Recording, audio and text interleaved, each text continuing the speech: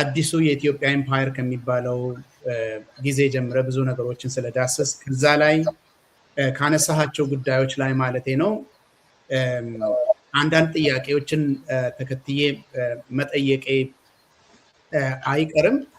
ከዛ በፊት ግን የመጀመሪያ ጥያቄ የብሔሮች ጥያቄ ወይ ደግሞ የብሔሮች ትግል ከየት ተነስቶ የት ደረሰ የሚለው ስለሆነ አሁን ባለንበት ጊዜ ላይ የት ደረሰ ማለት እንችላለን። ምክንያቱም ከኤምፓየሩ አፈጣጠር ጀምረ ያለውን ችግርና የገጠማቸውን ችግር እንዴት ትሪት እንደሚደረጉ ብሔሮች እና የመጣውን አይነት ተቃውሞ ወይ ደግሞ ሬዚስተንስ አንስተህልኛል እና የ1960ዎቹ የተማሪዎች እንቅስቃሴ ለምንና እንዴት የብሔሮችን ጥያቄ ዘግይቶም ቢሆን እንዳመጣም በወፍ በረር አንስተህልኛል። ዛሬ የት ደረሰ ማለት እንችላለን? ጸገሽ በአጭሩ ከተመለከት ነው የት ደረሰ ያ ትግል?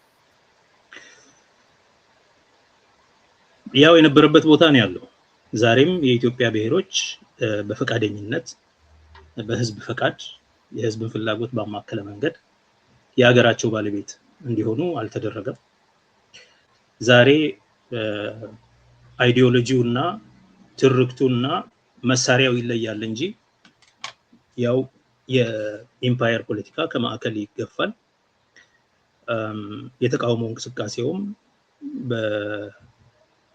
በርዕዮተ ዓለምም በትርክትም እንደዚሁም በመሳሪያም ታጅቦ የተቃውሞ እንቅስቃሴውም በየአካባቢው ቀጥሏል። አደረጃጀትም በፖለቲካ ድርጅትም ደረጃ ተደራጅቶ ተቃውሞ ቀጥሏል።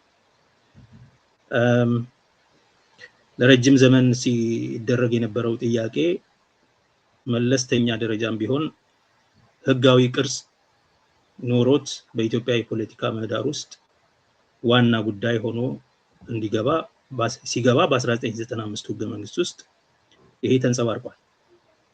ሰው ህጋዊ መልክም ይዞ ወደ ኢትዮጵያ ፖለቲካ ቨርናኪለር ኢትዮጵያ ፖለቲካ ቋንቋ ውስጥ እንዲካተት ሆኗል። ህጋዊ ተቋማዊ መልክ ይዞ አደረጃጀታዊ መልክ ይዞ ምክንያቱም የብሔሮች ድርጅቶች አሉ፣ የብሔሮች ክልሎች አሉ፣ ብሔራዊ ክልሎች አሉ አይደለ? ኦሮሚያ ብሔራዊ ክልላዊ መንግስት፣ የትግራይ ብሔራዊ ክልላዊ መንግስት ብሔራዊ ስላሉ እዚህ ድረስ ደርሶ አለ።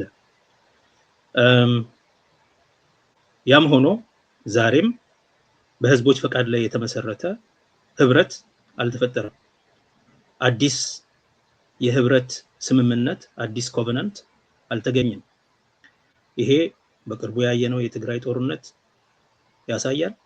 ኢቭን በሂንተርላንዱ በራሱ ማለት ነው በኢትዮጵያ የክሬድል ኦፍ ሲቪላይዜሽን የሚባለው የአቢሲኒያ ኮር ትግራይ እንኳን ሌላ አድርጎ እስከ ዘር ማጥፋት ጦርነት ያወጀ ኢምፓየር ነው ያለ። ስለ ርዕዮተ ዓለም ስለ ትርክትና ስለ መሳሪያ አንስቻለሁ። ድሮ ትርክት ብዙ አያስፈልጋቸውም ነበር የኢምፓየሩ መሪዎች። ይሄን ጋላ ይሄን ጉዴላ ይሄን ሻንቅላ በለው ይሄን አረመኔ ይሄን እስላም እንደዚህ ያህል ጨፈጨፍን እንደዚህ ያህል ገደልን ዲቫይን ሚሽን ነው ሰማያዊ ተልእኮ ነው የእግዚአብሔር ተልእኮ ነው እናራምደው በሚል እንደ ክሩሴደሮች ምልክታቸውም ነገስታቱ አንበሳና አንበሳ የይሁዳ ሆኖ ነው። የአገዛዝ በትር ያለው በይሁዳ ማለት ከእስራኤል ቤተሰቦች በመጽሐፍ ቅዱስ እንደሚታወቀው የይሁዳ ወገን የዳዊት ወገን የሴፕተር ኦፍ ሩል አለው የአገዛዙን በትር አለው ይባላል። ስለዚህ የይሁዳ አንበሳ እና ደግሞ ክርስቲያን ኔሽን ስለሆነ ይሄ ክርስቲያን ሀገር ስለሆነ መስቀል ያዘ። አንዳንድ ጊዜ ጦር ያዘ፣ አንዳንድ ጊዜ መስቀል ያዘ። ጦረኛ አንበሳ ወይም ደግሞ ክርስቲያን አንበሳ ምልክቱ አድርጎ ሲዘምት የነበረ ኢምፓየር ነው። ዛሬ ያ አይነት ርዕዮተ ዓለም ነውር በመሆኑ ፖለቲካሊ ኢንኮሬክት ስለሆነ እንደዛ አይነት ርዕዮተ ዓለም የለም። ነገር ግን ዛሬም ክርክሩ በተለይ ኢትዮጵያ ብሔርተኞች የሚያነሱት ስለ ባንዲራ ሲያነሱ ስለ አርማ ሲያነሱ ይሄን የኮከቡን ሲቃወሙ ምናምን የሚያነሱት again ወደዛ ቦታ እንመለስ የሚል ጥያቄ ስላለ ነው። ግን ትርክቱ ግን ይሄንን ማለት ዛሬ በይሁዳ አንበሳ በክርስቲያን መሪ በክርስትና እንገዛለን የሚል እንገዛለን ሌላው ሁሉ መገዛት አለበት ወይም መጥፋት አለበት አርመኔው ሙስሊሙ ምናምን ማለት ስለማይቻል ዛሬም አለ ያው መስቀል አደባባይ የኛ ብቻ ነው እንትን አይደለም እዚህ ኢሬቻ አይደረግም አይከበርም እዚህ አይሰገድም በሙስሊሞች ምናምን የሚለው ስሜቱ አለ በተወሰነ ሴክተር ኦፍ ሶሳይቲ ነገር ግን የትርክት ተቀባይነት ለማግኘት ሲባል ዛሬ መልኩን ቀይሯል በደርግ ጊዜ በኃይለ ሥላሴ ጊዜ ራሱ የኢትዮጵያውያን በኢትዮጵያ የሚኖሩ ሙስሊሞችን ጭምር ከግንዛቤ ለመክተት ሲባል አገሪቱ አሁንም የክርስቲያን ሀገር ብትሆንም ሰውየውም ስዩም እግዚአብሔር ቢሆንም ሲባል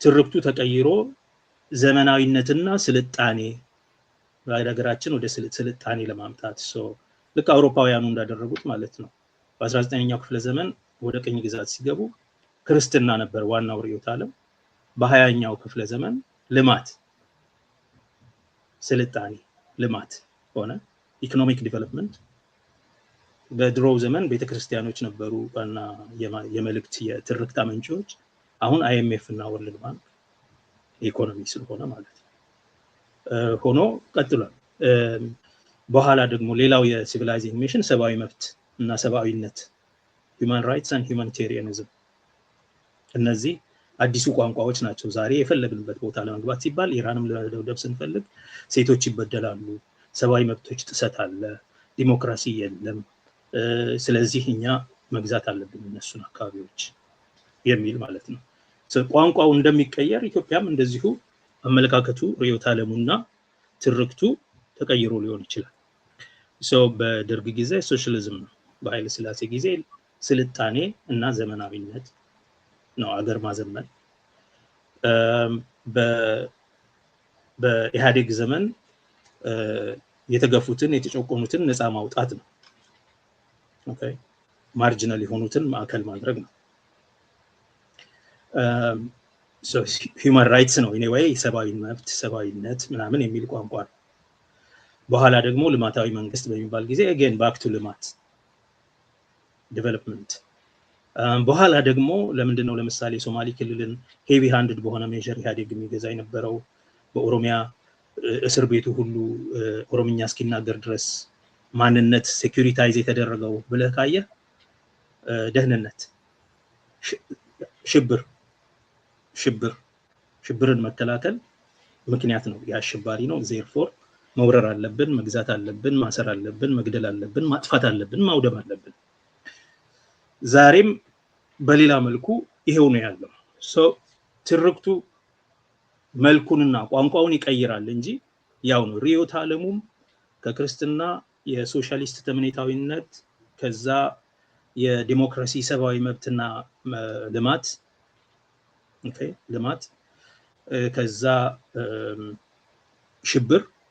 ሽብርን መከላከል ጸጥታ ምናምን የሚል ነው ቋንቋው ነው የሚቀያየረው ቮካብላሪው ይቀያየራል ይሄ አካሄድ እንዳለ ነው ያለው አደራረጉ በሚኒሊክም ጊዜ ነፍጠኛ ነበረ በኃይለ ሥላሴ ጊዜ የተወሰነውን ጊዜ ያው ነፍጠኛ ነበር በኋላ ደግሞ ጦር ነበረ በመንግስቱ ጊዜ ወታደር ነበረ ሙሉ በሙሉ ወታደራዊ ንጉሰ ነገስት ሀገር ሆነ ማለት ነው ንጉሳዊ ሳይሆን ወታደራዊ በወታደር ነው የሚያስተዳድረው በኢህአዴግ ጊዜ በተላላኪዎች ነው ማለት በኔቲቭ አድሚኒስትሬተር እና ኦፒዲዮ አይነቶች ማለት ነው ፒዲኦስ ምንድነው የሚያደርጉት የኦሮሞ ህዝብ ትግል ጥያቄ ተመልሷል ብለው የሚጀምሩ ማለት ነው ተመልሷል ግን እኛ እንጠብቀዋለን እኛ ግን ኦሮሞን እንጠብቀዋለን ተመልሶለታል ግን እኛ እንጠብቃለን አይታገሉም ግን ደግሞ የሚጠብቁት ነገር አለ ዘበኞች ናቸው ማለት ነው ዛሬ ደግሞ ተመልሶ በወታደር ነው ያው እንደምታውቀው በአብይ አህመድ ዘመን ፖሊስ ስራ የሚሰራው ነገር ቀርቷል ወታደር ነው ሁሉንም ነገር የሚሰራው ወታደር ብቻ ሳይሆን የጨለማ የሽብር ድርጅቶች ሁሉ አላቸው አንድ ጋቸነ ሰው ምናምን ጋቸነ ማሊ የተለያዩ አይነት ድርጅቶች ስለነሱ ሌላ ጊዜ የምናወራ ይሆናል ይሄ አሁን በጣም ሙሉ በሙሉ ፊኒክስ ኢን አርምስ ነው። ሙሉ በሙሉ በጦርነት በድሮን በምን ታግዞ 1 ሚሊዮን ያህል ህዝብ በሁለት ዓመት ውስጥ የፈጀ ነው። የሌላው እንግዲህ ጊዜ ሲመጣ ይቆጠራል፣ አሁን አይቆጠርም።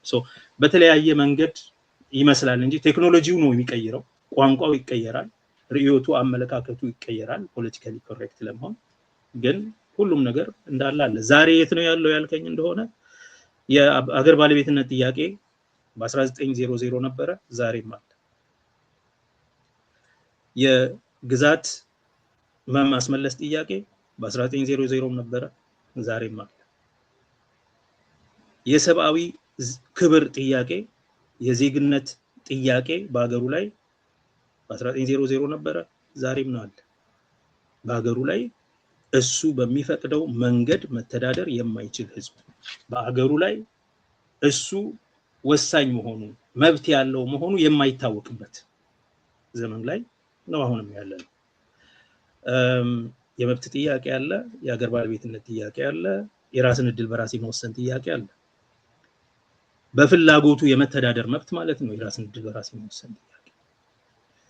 የነበረውን የባህል ኢንቴግሪቲ ጠብቆ በአካባቢው ላይ ራሱን እያስተዳደረ የራሱን ህዝብ የራሱን መንግስት አቋቁሞ የመኖር ጥያቄ ድሮም ነበረ፣ ዛሬም አለ።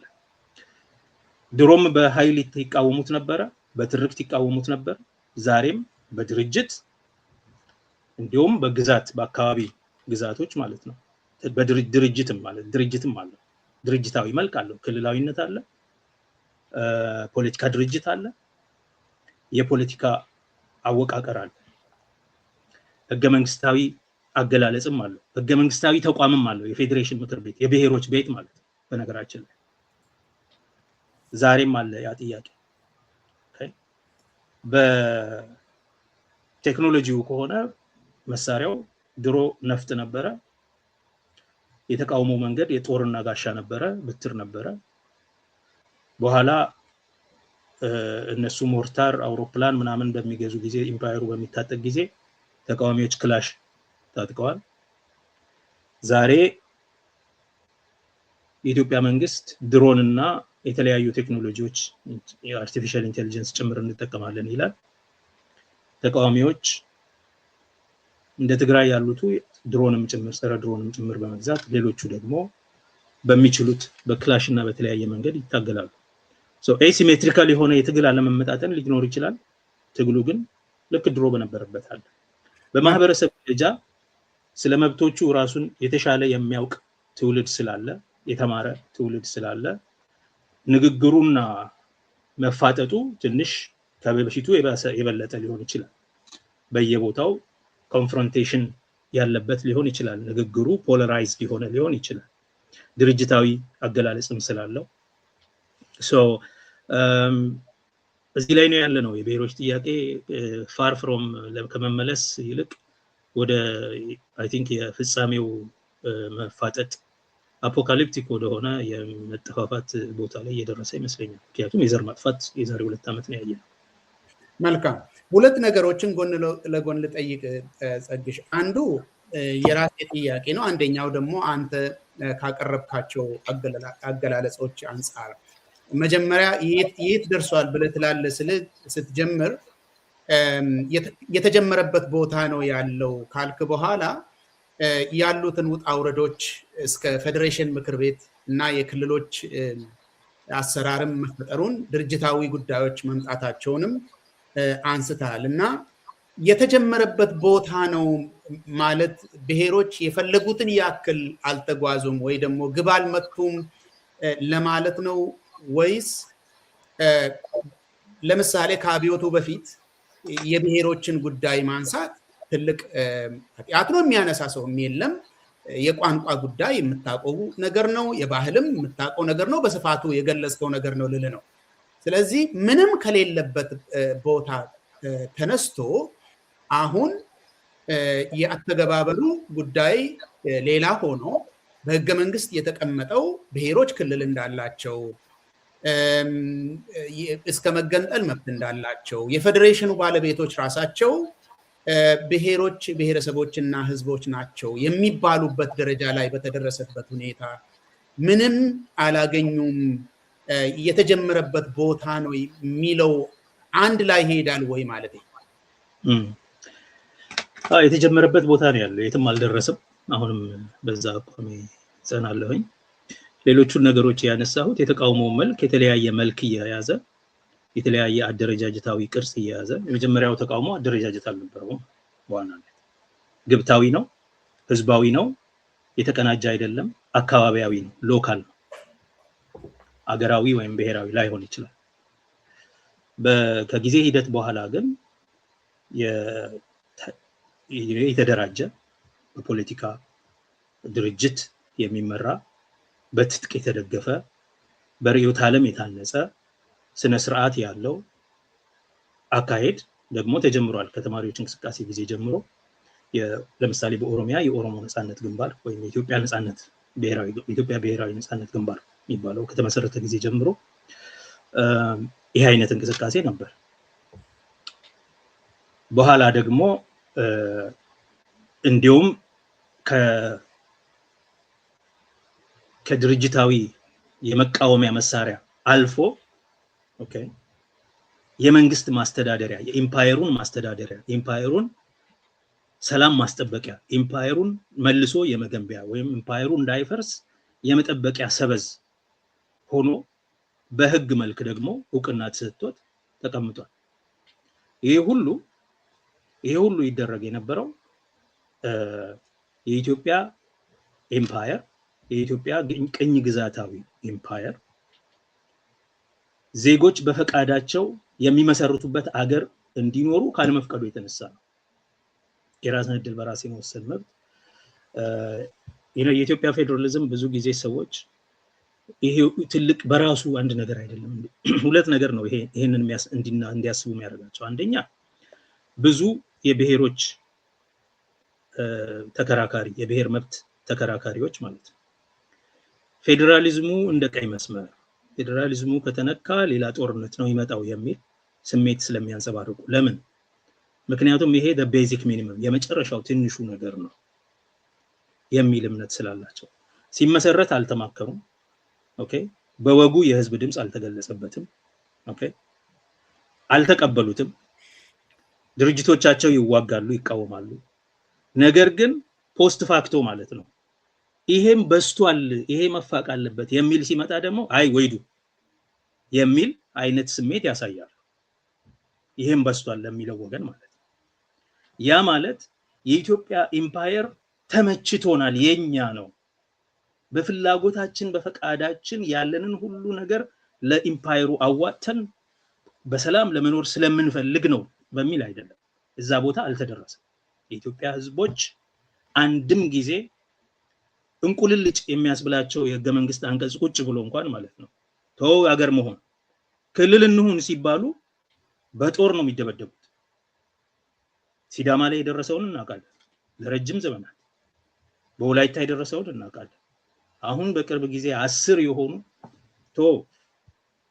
ደራሼ ዞን ሰገን ዞን ተብሎ ደራሼ ልዩ ወረዳ ማለት ነው ራሱ የ5 ህዝቦች ፌዴሬሽን ናት ራሷ ደራሼ። ግን እዛ ውስጥ የችኛዋን ልዩ ዞናችን ትጠበቅ ሰገን ዞን ተብሎ እንደገና አይዋቀር በሚል ለአመታት የተካሄደ ውጊያና ፍጅት ነበር የተካሄደው ሩቅ ሳንሄድ ማለት ነው። መቼ ነው ይሄ ካልክ የኢትዮጵያ ፌደራል ስርዓት ከታወጀ በኋላ በ2010ዎቹ ውስጥ ነው። በ2015 16 ምናምን ማለት ነው። ናው ምን ማለት ነው? በኢትዮጵያ ውስጥ ለመኖር ያለመኖር ጥያቄን ማንሳት ሳይሆን ክልል ወይም ልዩ ወረዳ እንኳን ለማኖር እድሉን ሰጥቶት አያውቅም ኢትዮጵያ ኢምፓየር። እና የፌዴሬሽኑ ጉዳይ ምንድን ነበር የሚሰራው ሲባል ፓሲፊኬሽን ኢንስትሩመንት ነው። ኢምፓየሩን ጸጥ አድርጎ በሰላም እንዲረጋጋ ማድረግ፣ ዜጎች ዝም እንዲሉ ለማድረግ ኢምፓየሩን የማኖሪያ መንገድ ነው። እና ምንም አልተቀየረም፣ ባለበት አለ ተቃውሞ ስል ምክንያቱም ኢምፓየሩ ባለበት ስላለ ነው። መዋቅሩ አክተሮቹ ተቀይረዋል፣ ቋንቋና ንግርቱ ትርክቱ ተቀይሯል፣ መሳሪያው ተቀይሯል። የኢምፓየሩ መሰረታዊ አወቃቀር ግን አሁንም በቦታው ነው ያለው። ኢትዮጵያ ዳር ሀገር ነበራት፣ ጠቅላይ ግዛት ነበራት፣ ክፍለ ሀገር ነበራት፣ ክልል ነበራት፣ ብሔራዊ ክልላዊ መንግስታት አሏት ዛሬ ማለት ነው። and yet የኢትዮጵያ ብሔሮች ግን የሉም። ምንም ራሳቸውን መግለጽ እንዲችሉ አይፈቀድም። ራሳቸውን መሆን እንዲችሉ አይፈቀድም። የራሳቸውን ልዕልና እንዲያረጋግጡ አይፈቀድም። ለምን? የኢምፓየሩ ዘበኛው ተቀያይሯል። ኦኬ፣ ስሙ ተቀያይሯል። አንዴ ጠቅላይ ግዛት ምናምን ነበረ፣ የንጉሠ ነገስት ሀገር ነበረ። በኋላ ሶሻሊስት ሪፑብሊክ ነበረ። በኋላ ፌደራል ሪፑብሊክ ነበረ። አሁን ምን እንደሆነ አይታወቅም። ምክንያቱም ፌደራሊዝምን እንሽራለን የሚል ምሎ ቆሞ የሚገዘት መንግስት ግን ፌዴሬሽን ውስጥ ነው ያለው። ሶ ፌዴሬሽንን ምን እንደሆነ አይታወቅም። መልካም፣ አንድ ምሳሌ አንስቼው እንድትቀጥልበት ላድርግ ዘግሽ። እሺ፣ በምሳሌ ብናወራ ትንሽ ጥሩ ይሆናል ብዬ ነው። አሁን ያልካቸው ችግሮች ምናቸው ነገር ስለሆነ በዚህ ብዙም የምንከራከረው ነገር ያለ አይመስለኝም፣ ሰውም የሚረዳው። አሁን ብሔሮች ከጀመሩበት አንጻር ትግል ከጀመሩበት አንጻር አሁን ያሉበት ደረጃ ላይ ያለውን ልዩነት እንድትናገር ብዬ ነው ፋርዘር። አሁን ከአብዮቱ በፊት ማለት የ1966 ወይ ደግሞ 1974 ሪቮሉሽን ማለቴ ነው። ከዛ በፊት ፍርድ ቤት በስማ በለው ነው የምታውቀው ነገር ነው። ለምሳሌ የተለያዩ የኦሮሚያ አካባቢዎች ላይ ከሳሽ ተከሳሽና ዳኛ አፋን ኦሮሞ ቢያውቁም በአማርኛ ነው የሚደረገው። አንድ ይሄ ነው። የአስተዳደር ቋንቋ የምታውቀው ነው። ቋንቋውን አወክም አላወክም በአማርኛ ነው የሚደረገው። ተማሪዎች ትምህርት ቤት የሚማሩት ቢመቻቸውም ባይመቻቸውም በአማርኛ ነው። አሁን በደርግ ጊዜ የተደረጉ አንተ በወፍ በረር ያያቸውን ነገሮች እንተዋቸውና ከህገ መንግስቱ ከተዋቀረበት ጊዜ ጀምረን ብናይ አሁን አንድ ቤተሰብ ልጁን ወደ ትምህርት ቤት ልኮ በማዘርታንግ የሚያስተምርበት ነው አብዛኛው ቦታ። ለዚህ ቤተሰብ ፍርድ ቤትም ሲሄድ በራሱ ቋንቋ የሚዳኝ ቤተሰብን እናስብና ክልልም አለኝ ወደ ክልል መስሪያ ቤት ሲሄድ በራሴ ቋንቋ አገለገላለሁ የሚል አማርኛ የመረጡትን የራሳቸው ምርጫ ነው ብለን እንተዋቸውና ያው ነው የብሔሮች ጉዳይ እንደ ንጉሠ ነገስቱ ጊዜ ነው ልንላቸው እንችላለን ወይ ብዬ ነው ጸግሽ። ይሄ የተፈጸመውን ችግሮች የኤምፓየር ችግሮች ያለውን ቫዮለንስ ብሔሮችን ወደ ታች ማየቱ በተለይ ደግሞ ብሔሮች ካሰቡት አንጻርና ከታገሉት አንጻር የፈለጉትን ቦታ አለመድረሳቸውን ሪኮግናይዝ እያረኩ ማለት። አንድ ቤተሰብ ግን ከዚህ በፊት የሌለውን ነገር ወይ ደግሞ አንድ አካባቢ ከዚህ በፊት የሌለውን ይሄ የፍርድ ቤት፣ የአስተዳደር፣ የትምህርት ቤት ጉዳዮችን አሁን ያለውን ነገር እንደሌለ መቁጠር ይቻላል ወይ ማለት ነው? እንደሌለ መቁጠር አይቻልም። ግን ይሄ የትግል ውጤት ነው እንጂ ስርዓቱን ቀይሮታል ማለት አይደለም። ይሄ ኢምፓየሩ ከጊዜ ወደ ጊዜ እየተናጠ በተቃውሞ እንቅስቃሴ እየተናጠ ለህልውናው ሲል ራሱን ትራንስሞግሪፋይ ያደረገበት ሂደት ነው። ልክ ነው። ንጉሳዊ ስልጣን የኢትዮጵያ ህዝቦች ትግል ንጉሳዊ ስልጣንን አስቀርቷል፣ ንጉሳዊ ስርዓትን አስቀርቷል። ሞናርኪን ንዷል። የብሔሮች ተቃውሞ ለረጅም ዘመናት ሲካሄድ የነበረው የባሪያ ስርዓትን አስቀርቷል። ቢያንስ በተግባር እስከ 1974 ድረስ እንደነበረ ይታወቃል። ያ አሁን በተግባር እስከማይኖር ኦልሞስት ዘመናዊ መልክ ያለው ወደ ውጭ ሀገር የመላኩ የባርነት ስራ ሊኖር ይችላል። ግን የባሪያ መነገድ፣ የባሪያ መግዛት፣ መሸጥ፣ በባሪያ የመስራት የማሰራት ስራ ቀርቷል። ይሄ የትግል ውጤት ነው። ፊውዳል ስርዓትንም አስቀርቷል። ማለትም በተለይ ደግሞ የነፍጠኛ ገባር ስርዓት በመሬት ላይ የተመረኮዘ ስለነበረ የሶሻሊስት አብዮት የፊውዳል ስርዓትን አስቀርቷል። ምክንያቱም የገበሬው ተቃውሞ ያንን ስርዓት ይዞ በዛ መንገድ መቀጠል ስለማይችል ራሱ ኢምፓየሩ እኮ ነው ራሱን እያረመ ራሱን እያስተካከለ ማለት ነው። የእንግሊዝ የብሪቲሽ ኢምፓየር አንድም ቦታ በጦርነት አልተባረረም ከአፍሪካ ከተለያዩ ቦታዎች። ምናልባት በኃይል የወጉት ቦታ ቢኖር እስራኤል ነው። እነሱ የሚንከባከቡት እስራኤል በ1947 በየሆቴሉ የነሱን ዜጎች ገሏል 200። ከዛ ውጪ በሁሉም ቦታ ራሱ ሊቃን አዘጋጅቶ አስተምሮ ላንካስተር ሃውስ ቁጭ ብሎ ህገ መንግስት ጽፎ አያዋጣኝም፣ አሁን አቅም የለኝም፣ ኮሎኒያል አስተዳዳሪዎች ለልክ አልችልም እና እነዚህ በቅተዋል ማቹር ናቸው ብሎ ሲያስብ ራሳቸውን ለማስተዳደር ይችላሉ ሲል ህገ መንግስት አዘጋጅቶ ስቴት ሃውስ አዘጋጅቶላቸው መሪዎቹን አስተምሮ አብቅቶ ልኳል። አብዛኛው የብሪቲሽ አፍሪካ እንደዛ ነው የሆነው። ወዶ ነው ወይ የእንግሊዝ መንግስት ደስ ብሎት ነው ወይ? ኖ። ከሁለተኛ የዓለም ጦርነት በኋላ የኢኮኖሚ ድቀት ስለገጠመው ኤምፓየሩን ማስተዳደር ስለማይችል ኔቲቭ አስተዳዳሪዎችን በየቦታው እንዲኖሩ ኦኬ፣ እሱን ደግሞ በኮመንዌልዝ መንገድ በሌላ መንገድ እንደገና ጠቅሎ በመያዝ እዛው ማዕከብ ውስጥ እንዲኖሩ በማድረግ ነው። ናው የብሪቲሽ ኤምፓየርነቱ ቀርቷል ወይ? አልቀረም። አሁን ብሪቲሽ ኮመንዌልዝ ይባላል እንጂ አለ። ኦኬ፣ የብሪቲሽ ኤምፓየር ግን ወዶ ነው ወይ እነዚህን ነፃነቶች የሰጠው? አይደለም፣ በህዝቦች ትግል ነው። የህዝቦች ትግል ጫና አሳድሮ ኤምፓየሩ የራሱን መልክ እንዲቀይር ትራንስሞግሪፋይድ እንዲሆን አስገድዶት ሊሆን ይችላል። ኤምፓየሩ ግን መሰረታዊ መዋቅሩ አወቃቀሩ አሁንም አልተቀየረም። ከዚህ አገር ጋር የምንኖረው በፈቃዳችን ነው ወይስ አይደለም የሚለውን ጥያቄ አይመልስም።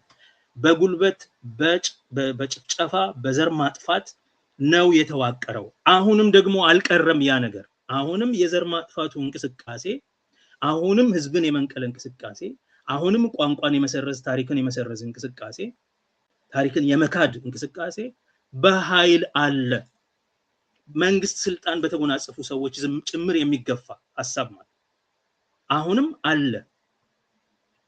እናንተ ተቀበሉ፣ ለአድዋ የሞታችሁት ከማንም በላይ እናንተ ናችሁ ሲሉ እነ ብርሃኑ ሌንጂሶ ዛሬ ምን እያሉ እንደሆነ ታውቃለህ? እያሉ ያሉት ይሄንን ስርዓት በኃይል የተጫነባችሁን ስርዓት make the best out of it፣ እሱን ባለቤቱንና ወደ መጨረሻ ግቡ አድርሱት። ስለዚህ ባለቤቱንና ይሄ ኦሮሚያ ምናምን የሚባለውን ክልል 5 ክልል አድርጉት፣ ባለቤቱንና ራሳችሁን አጥፉ ነው እያለን ያለው። ኦኬ፣ የኦሮሞን ህዝብ ያጠፋው ጎበና በጣም ወሳኝ ነበረ። የኦሮሞን ህዝብ ብዙ መከራ ያሳየውን ሚኒሊክ በጣም የኦሮሞ ህዝብ ወዳጅ ነበረ በሉ። ስለዚህ እናንተ ለምን ሚኒሊክ አትሆኑም?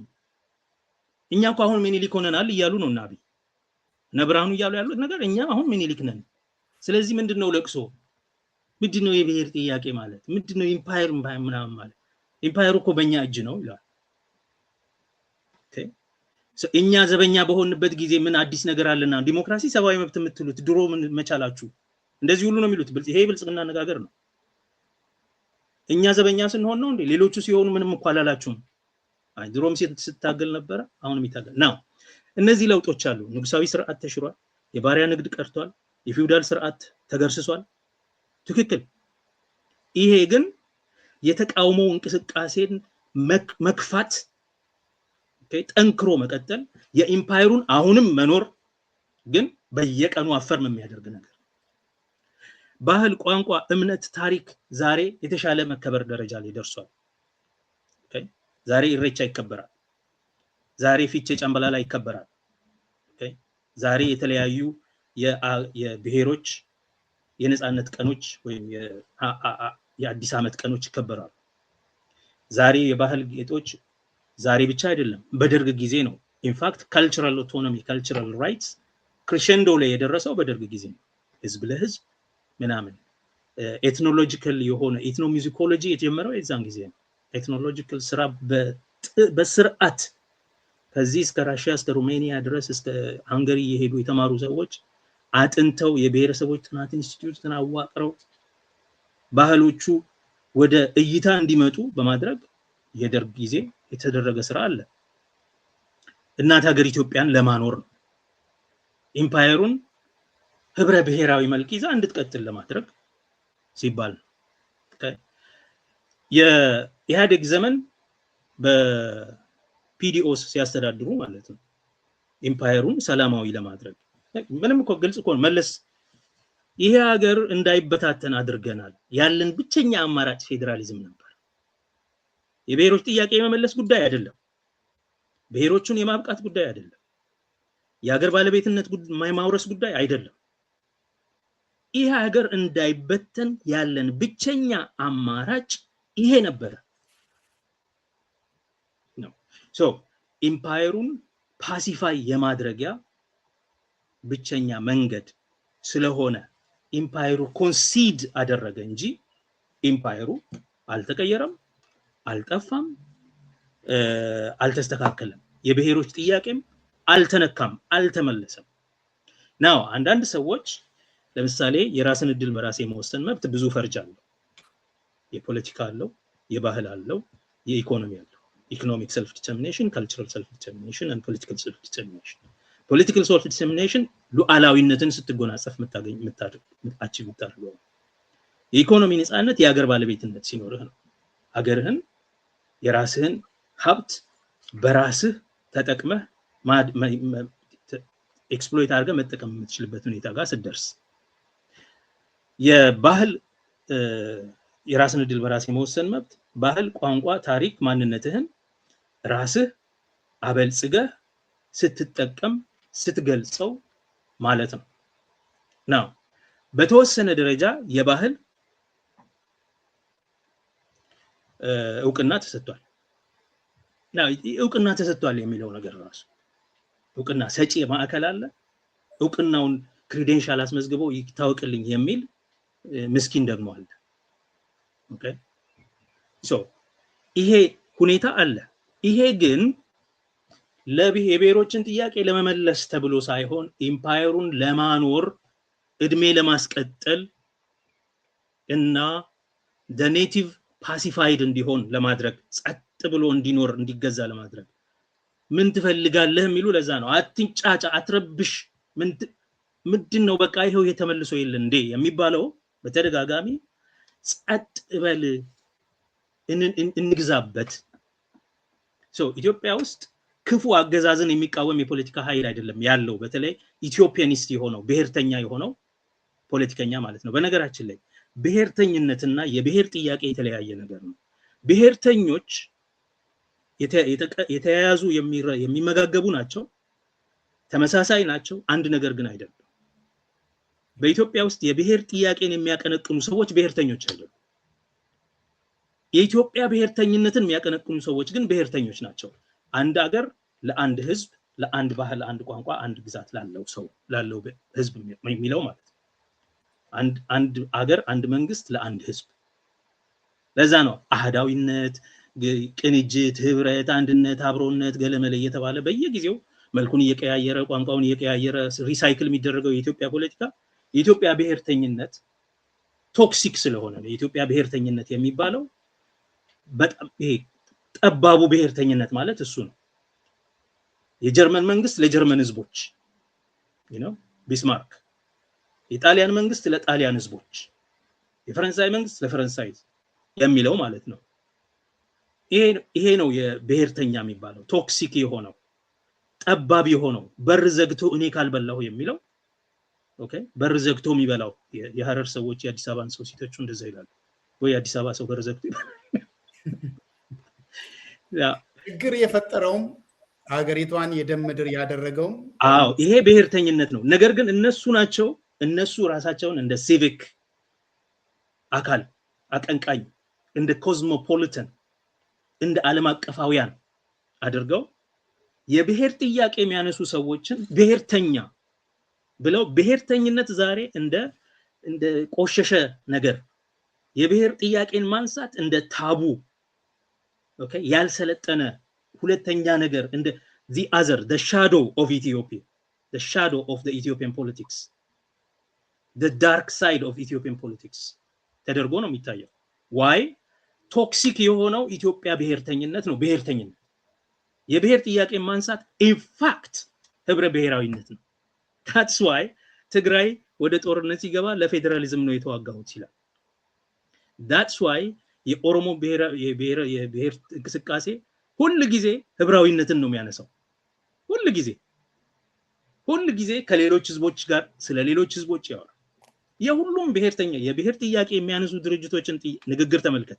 አሁን በቅርብ አንድ ደካማ ፓርቲ አይ ቲንክ የብልጽግና ተቀጽላ ይመስለኛል የሰላም ህብረት ምናምን የሚል ለምርጫ ውድድር የቀረበ እና አብዛኛዎቹ የደቡብ ብሔሮች አባላት ተወከሉበት ድርጅት ይመስለኛል። እና እሱ አሁን የሚናገረው ይሄ ፌደራሊዝም ይሄ አሁን ባለው አወቃቀር አይደለም የተሻለ ፌደራሊዝም ሰራለው ምናምን ነው የሚሉት። ነገር ግን አንዳቸውም ስለ አንዱ ብሔር ብቻ አይናገሩ።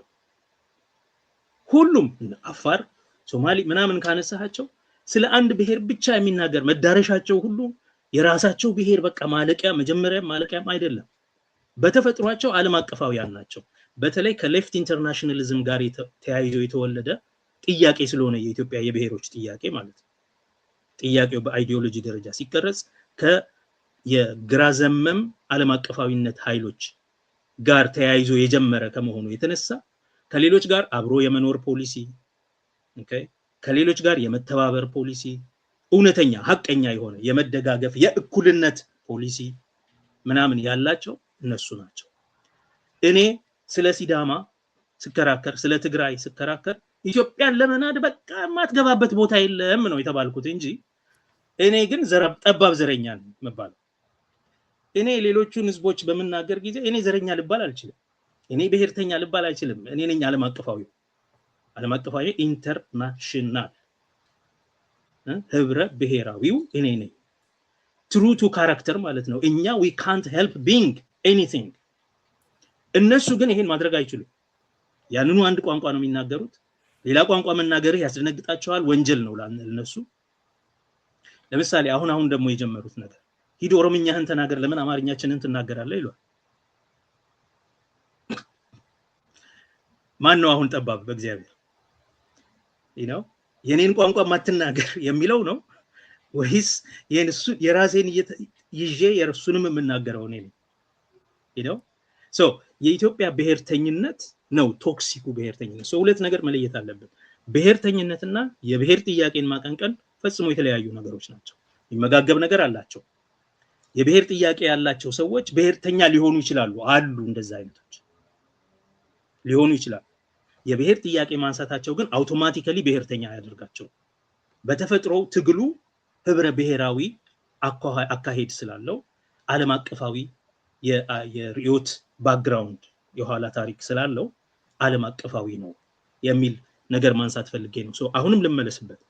እንዴት ባህል ቋንቋ መናገር የተቻለ የፊውዳል ስርዓት ተገርስሶ የንጉሳዊ ስርዓት ተገርስሶ የባሪያ ንግድ ቀርቶ ትምህርት በማር የተቻለ ታሪክ የተጻፈ ባለበት ሁኔታ አሁንም የብሔር ጥያቄ ቦታው ነው ትላለህ ላልከኝ፣ እነዚህ ሁሉ አንደኛ የብሔር ጥያቄ እና የብሔር ትግል ጸንቶ መቀጠሉን የሚያሳዩ ኮንሴሽኖች ናቸው። ሁለተኛ ስርዓቱ አሁንም ይሄም ሁሉ ሆኖ ዛሬም ትግል መኖሩ፣ ዛሬም የፖለቲካ ትግል መኖሩ፣ ዛሬም የትጥቅ ትግል መኖሩ የሚያሳየው አሁንም መሰረታዊው የህዝቦች ጥያቄ የሀገር ባለቤትነት ጥያቄ፣ በህዝቦች ፈቃድ የመተዳደር ጥያቄ፣ በህዝቦች ፈቃድ ላይ የተመሰረተ አዲስ ኮቨናንት አዲስ ቃል ኪዳን ያለመኖሩ ጉዳይ እነዚህ ነገሮች አለመመላሳቸውን ያሳያል። ዛሬም ስልጣንም ሆነ ሀብት ለህዝቦች በፈቃዳቸው አልተመለሰም። ስለዚህ አሁንም ኢትዮጵያ ኢምፓየር ነው፣ የብሔሮች ጥያቄም ባለበት አለ። በጣም ጥሩ ዘግሽ። ከዚሁ ነገር እንድንወጣ ኮንሴሽን አለ ብለሃል። ብሔሮች በቀጣይነት ስለታገሉ ኤምፓየሩም ለመኖር ኮንሲድ ማድረግ ነበረበት ብለሃል። ስለዚህ ብሔሮች እና የብሔሮች ትግል አቺቭ ያደረጋቸው እነኚህ ናቸው ብለን አንተው በተናገርካቸው እንለፍ ወይስ አንድ ሁለት ብለ እስካሁን በተለይ ባለፉት 50 ዓመታት ውስጥ ይሄ ትግል ያስገኛቸው ጥቅሞች ወይ ደግሞ አቺቭ ያደረጋቸው በፖለቲካ፣ በኢኮኖሚ፣ በማህበራዊ ኑሮ፣ በባህል አቺቭ ያደረጋቸው የራሱ የትግል ውጤቶች እነኚህ ናቸው ብለ ነክስ አውጥተን ልትነግረን ትፈልጋለህ ወይስ እነኚህ አሁን ኮንሲድ አድርጓል ያልከውን ብቻ ይዘን እንላለን? ኮንሴሽን ድል ነው ለማለት ከዋናው ግብህ ጋር መታየት አለበት። ጎን ለጎን ተደርጎ ጀክስታፖዝ ተደርጎ መታየት አለበት። ኮንሴሽኑ ለምንድን ነው? ኮንሴሽኑ ህዝቦችን ጸጥ አድርጎ ለመግዛት ፓሲፊኬሽን ከሆነ አላማው then እሱ ድል ነው ለማለት አይቻልም። ጸጥ በሉ ከሆነ አሁን ለምሳሌ የኦሮሞ ቄሮን እንቅስቃሴ ለመግታት ኦሮሞ ስልጣን ማስያዝ በቃ ስለዚህ አሁን አልቋል ወደ ቤት ግቡ የኦሮሞ ስልጣን ይዟል ለማለት ከሆነ ድል ነው ማለት አሁን አብይ አህመድ ስልጣን መያዙ ድል ነው እንዴ ለኦሮሞ አይደለም ወይ ነገ ብርሃኑ ለእንጂሶ ስልጣን ቢይዝ ድል አይደለም በፎርዛት ማተር ከተቃዋሚዎቹ እነ መረራ ወይም እነ ጀዋር ስልጣን ቢይዙ ለኦሮሞ ህዝብ ድል ነው ማለት አይቻልም የኦሮሞ ህዝብ ጥያቄ ተመልሷል ማለት አትችልም ኮንሴሽኑ ለምንድን ነው ዋናው ነገር ይሄው በቃ አማራጭ ስለሌለን መለስ ቸግሮት እንዳለው ማለት አማራጭ ስለሌለን አገሩ እንዳይበተን ማድረግ የምንችለው ይሄ ብቻ ነበር ከሆነ then ከአንተ ከህዝብ ፍላጎት ከህዝቡ መሰረታዊ ጥያቄ አንፃር ሲታይ ሶቪየት ዩኒየን ሶሻሊስት ሪፐብሊክ ነበረ ሶቪየት ኢምፓየር ነው የሆነው የሶቪየት ህብረት ውስጥ ብሔሮቹ ሪፐብሊክ ሁሉ ተብለዋል እንዲሁም የዓለም የተባበሩት መንግስታት ድርጅት ሲቋቋም ቤላሩስና ዩክሬን አባል ሁሉ ነበሩ መስራች አባል ነበሩ የራሻው ብሎክ ደጋፊ እንዲኖረው በድምጽ እንዲኖረው ሲባል ስማቸውም ሪፐብሊክ ነው ነገር ግን ነፃ ነበሩ እንዴ ለምንድን ነበር እነሱ ያን አይነት ዕውቅና የተሰጣቸው በሬፈረንደም ነው ባይዘው የራሳቸውን እድል ደግሞ ይወስናሉ ሬፈረንደም ይካሄዳል ስታሊን ታውቃለህ ህዝቡ ይመርጣል እኛ እንቆጥራለን ብሎ እሱ ይቆጥራል እሱ በቆጠረው መሰረት የሆነው ነገር ሆኗል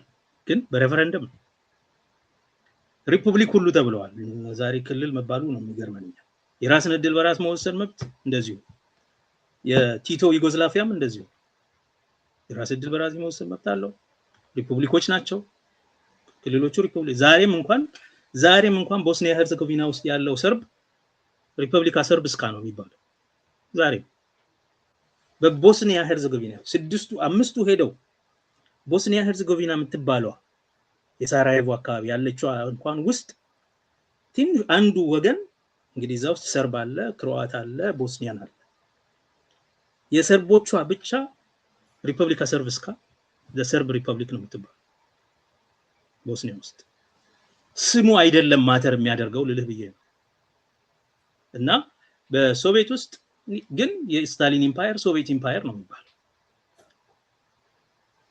የገዢው ፓርቲ ሲወድቅ ኮሙኒስት ፓርቲ ሲወድቅ ሁሉም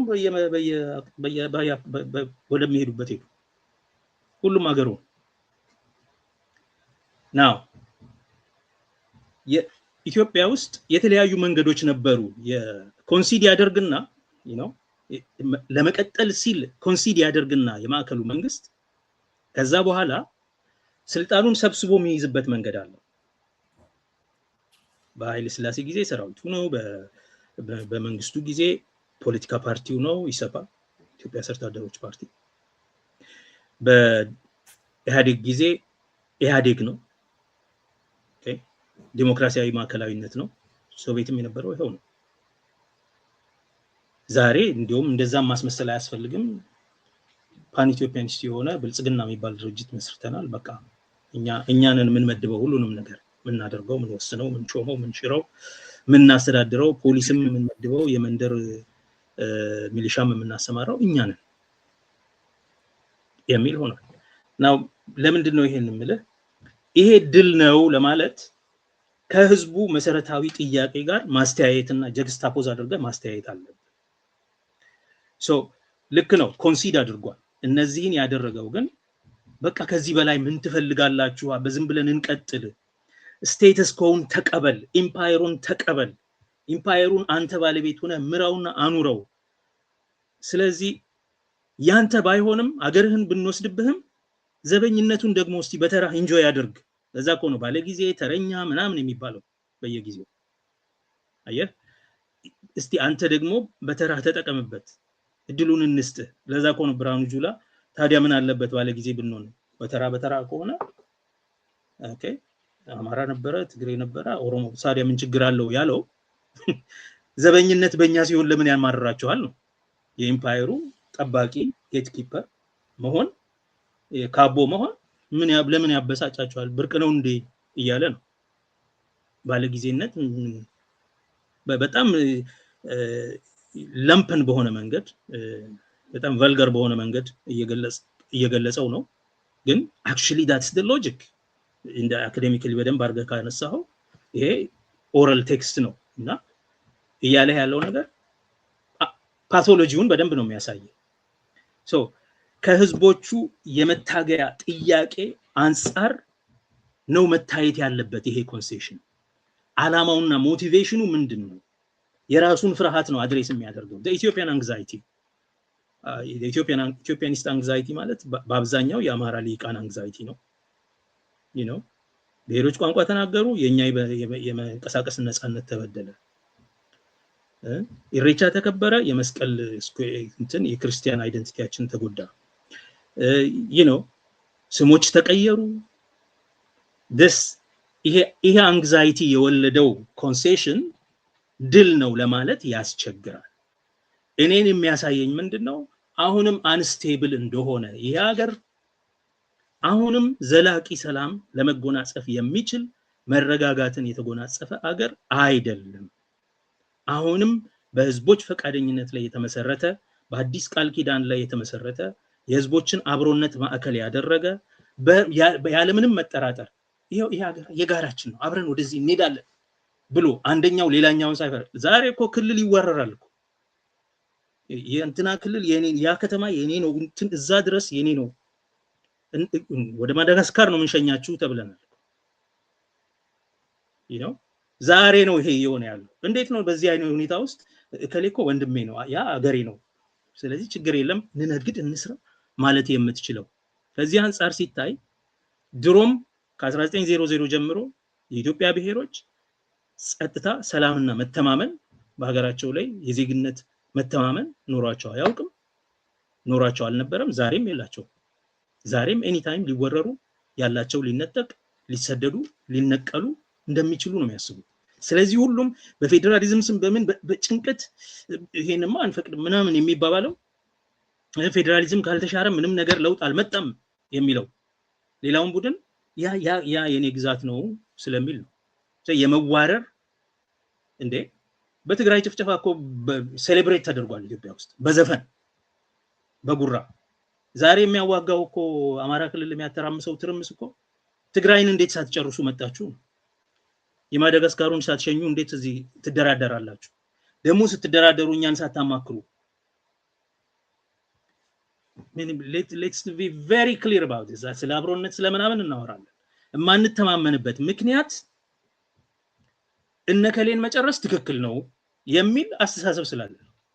እነከሌን ይበላቸው የሚል አስተሳሰብ በሁሉም ዘንድ ስላለ ነው። በነገራችን እነከሌን መጨረስ ትክክል ነው፣ እነከሌን አለመጨረሱ ጥፋት ነው፣ ለኔ ዋስትና ስጋት ለምንድን ነው የትግራይ ኃይሎች ካልፈቱ እኛ ሰላም አይደለንም ያሉት የአማራ ኃይሎች? because they know መጠቃቃት በፈቃደኝነት አብሮ ለመኖር ቃል ኪዳን የገባ አገር መሳሪያን አስቀምጦ ከፖለቲካን ከሚሊተሪ ከወታደራዊ ትጥቅ ነፃ አድርጎ ከብረት ነፃ አድርጎ በሐሳብ ላይ የተመሰረተ በፍላጎት ላይ የተመሰረተ እንቅስቃሴና ሞቢላይዜሽን ያደረገ መኖር እንደማይችል ሁሉም ይረዳል።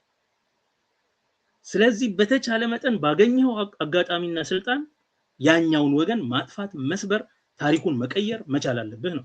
ወልቃይት ጥሩ ማስረጃ ነው። ዛሬ በጉልበት ተያዘ፣ ስለዚህ አመላለሱ ጉዳይ ላይ ብዙ የኢትዮጵያ ታሪክ ክርክር ነው የምታየው ዛሬ ለምንድን ነው የአንግዛይቲ ያለው ወልቃይት ምን ማለት ነው ካልክ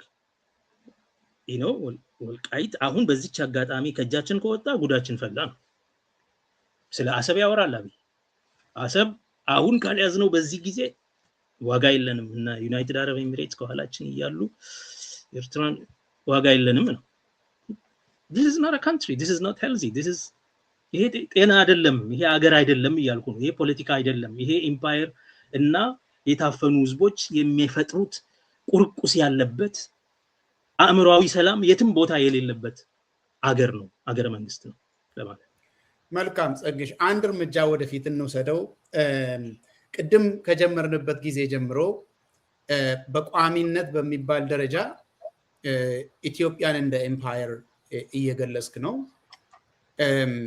ያንን ነገር ልጠይቅህ ነው በክሮኖሎጂ ከፋፍለን ከዚህ እስከዚህ ኤምፓየር ነበረ ከዛ በኋላ እንደዚህ አይነት ነበረ ዛሬ ደግሞ እንደዚህ ነው የምንለው ነው ወይስ በቀጣይነት እንደተፈጠረው ጧት እንደተፈጠረው ኤምፓየር ሆኖ እንደተፈጠረው ዛሬም በኤምፓየርነቱ ነው ያለው ብለን ነው ምን ገልጸው ከሙዚቃ ሽግግር በኋላ